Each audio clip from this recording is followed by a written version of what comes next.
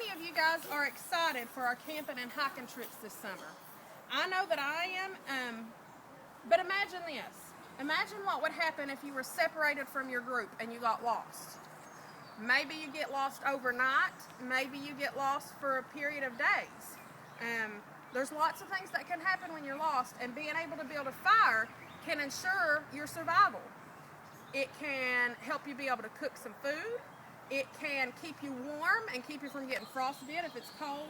And it can also, you can use the smoke to signal for a rescue. Cub Scouts are training to be Boy Scouts, and you guys need to know this when we go out into the wilderness, into the woods.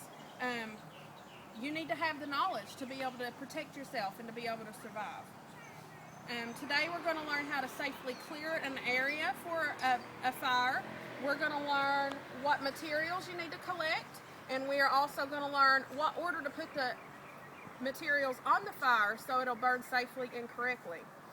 First thing you need is a safe area for your fire. You need to have a flat surface. You don't need to have your fire on a hill. Things could roll down, you could get burned. The U.S. Forestry Division does ask that you have a 10-foot radius cleared around your fire. You need to have all leaves and sticks and debris moved from that 10-foot area. That's so we don't have a forest fire, because nobody wants that to happen, right? Who can guess the materials that we need for a fire?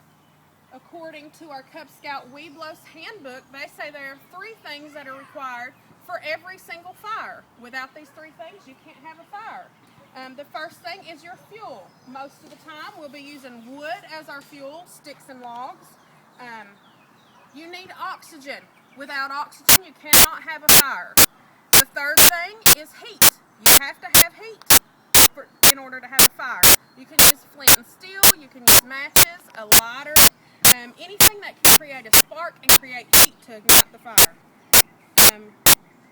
Smokey the Bear in the U.S. Forestry Division on SmokeyBear.com says that you need 3 types of material to start your fire. The first one is called tinder. That's these small sticks. You could also use leaves, fallen pine needles, or even some dryer lint that you put in your pack. These are the first things that you ignite. The first thing that catches on fire. After you have a flame, then you add on the kindling.